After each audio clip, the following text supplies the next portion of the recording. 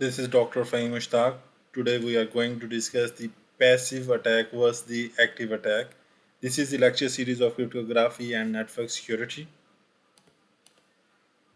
So, firstly, we will know that what is active attack and what is the passive attacks. Uh, Active attacks are those attacks that may change the data or harm the system. Attacks that threaten the integrity and availability are the active attacks. Active attacks are normally easier to detect than to prevent because an attacker can launch them in a variety of ways.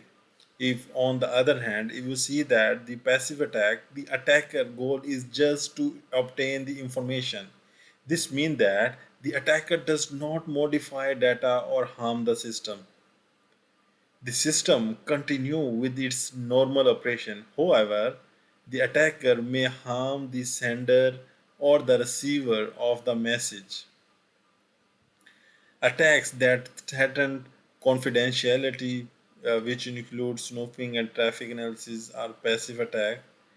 The revealing of the information may harm the sender and receiver of message, but the system is not affected.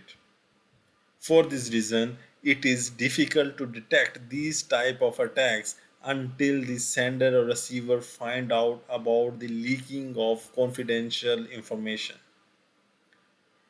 Passive attacks, however, can be prevented by encipherment of the data.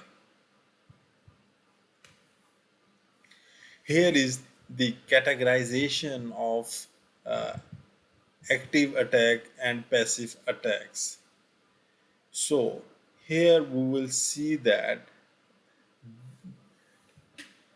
the attack that threatened the confidentiality, which includes snooping and traffic analysis, are the passive attack, whereas here we see that the attack that threatened the integrity and availability, which includes modification, masquerading, replying, reputation, denial of service, these are the active attacks.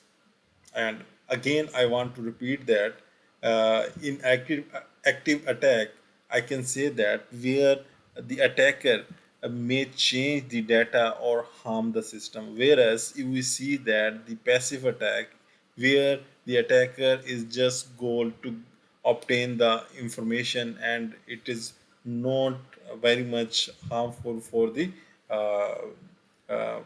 system. Thank you so much for the today lecture.